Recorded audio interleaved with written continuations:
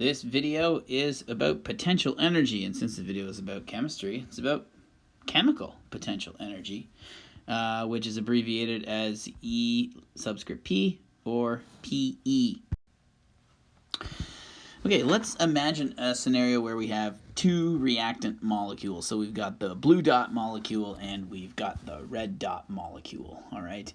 And what we want to imagine is these two molecules are flying through a vessel, and we're gonna plot it in kind of three stages as they approach each other and eventually collide, okay, and then potentially they react, okay?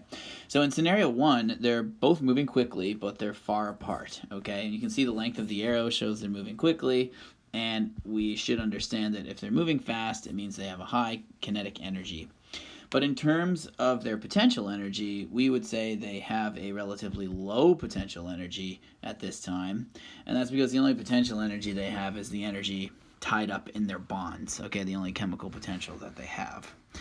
Then as they get closer together in scenario 2 here, they're approaching one another. Well, as they approach one another, what's going to happen is their kinetic energy is going to slowly decrease, and their potential energy is actually going to increase. And that's because if you can conceptualize what chemical potential energy is to begin with, it's energy tied up in the bonds, and that really has to do with electron stability and with the stability of electrostatic forces between the positive force coming from the nucleus and the negative force coming from the electrons and all that. So it's impacted by positive and negative, repulsive and attractive force. And what happens as they get closer to one another here is now electron cloud repulsion between the respective electrons in molecule A and molecule B, the red dot and the blue dot, they're now starting to repel each other, and that's becoming more significant because they're closer together. So this drives the potential energy up in this case, okay? So here comes the potential energy rising as they approach. Then in scenario 3, when they actually collide, what we see at this point is that for an instantaneous moment in time, so just for an instantaneous moment, like a snapshot, their kinetic energy is actually 0 because they smash into each other and they stop moving. And at that moment, their potential energy has reached its max because now there's this big glob with too many electrons in it, and the bonds in the reactants are partially broken, and the bonds in the products are partially formed, and the whole thing is just very unstable. And so it has a high potential energy. It's not going to stay in that state for long. We can often imagine this kind of like a bowling ball on top of a hill, right? And maybe draw a little hill here. A bowling ball on top of a hill. At this exact point in scenario 3, the bowling ball is on top of the hill. It's either going to roll back that way to reactants, or it's going to carry on this way to products. What can impact that, we talked about previously. How fast were the two molecules before they collided to begin with, A, and what was the orientation or the geometry of the molecules when they collided. And so based on those two factors, when it's at this mashed up, jammed together condition in scenario 3, which we call the activated complex, when it's in its activated complex form, depending on the characteristics of the collision, it might be successful or not. It might roll on to become products, or it might go back and become reactants.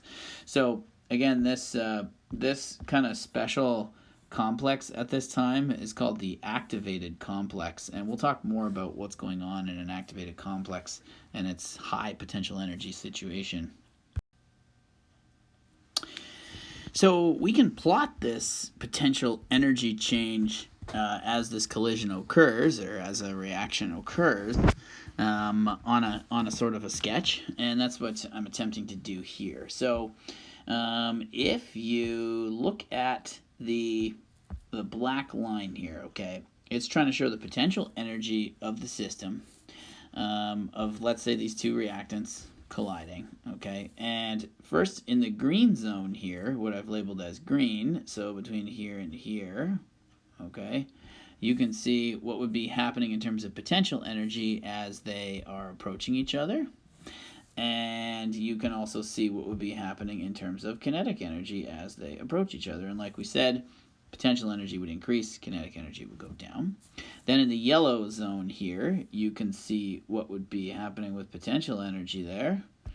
Potential energy would be at its highest point, at its peak, and at that peak is what we would represent as the activated complex, or sometimes it's known as the transition state. So those two reagents are kind of jammed together and all their electrons are in maximum repulsion. And the kinetic energy would be at a complete minimum, basically zero.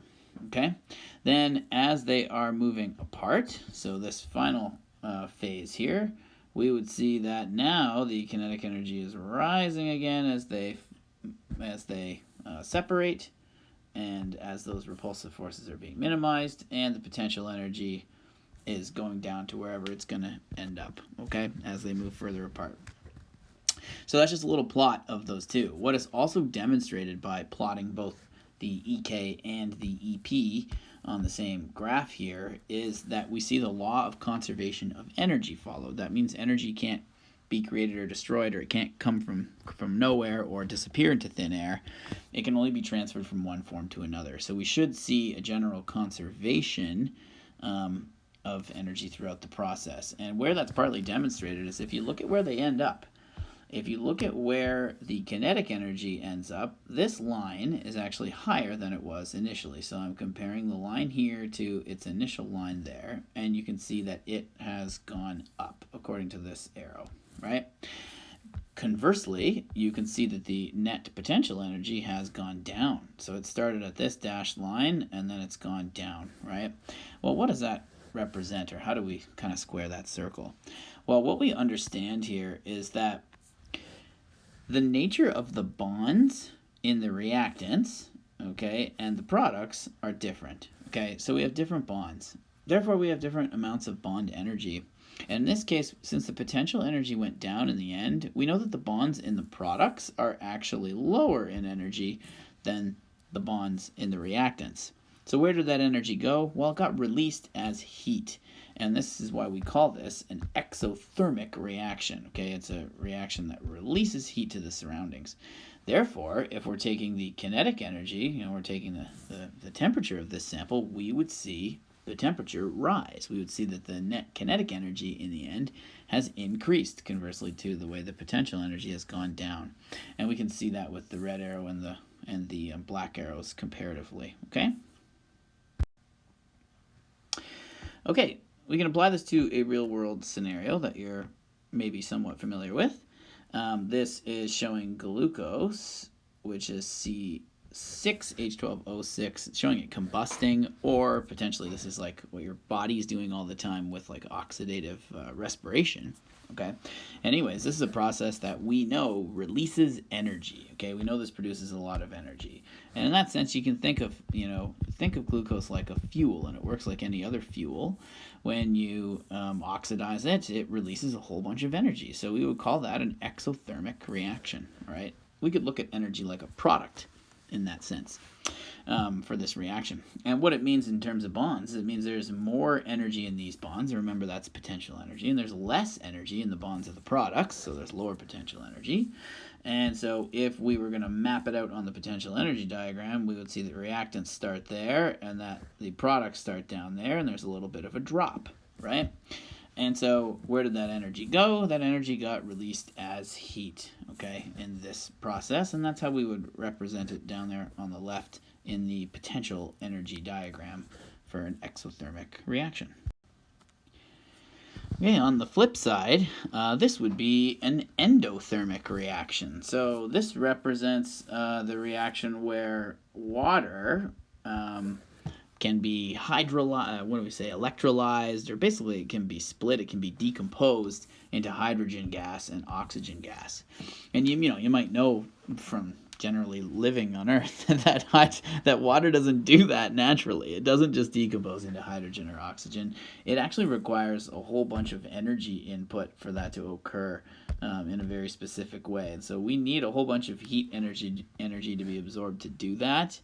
And so when a reaction absorbs a whole bunch of energy, meaning that there's more energy in the bonds of the products and less energy in the bonds of the reactants, we call that process an endothermic process. And how we would represent an endothermic process on a potential energy sketch is down here at the bottom right. So you can see where the level of potential energy initially present in the reactants is there, and the level of potential energy at the end of the products, for the final products, is there, and you can see that it increased. And so how to make that increase happen must have been an input of heat energy from the surroundings. Okay. One little thing that was not labeled on here, we haven't really talked about, is the difference between the bottom where it started and the top of that peak to reach that activated complex, to reach that maximum potential energy. This is called the activation energy for the reaction, which we mentioned earlier. Okay, and we'll talk about that more in subsequent videos.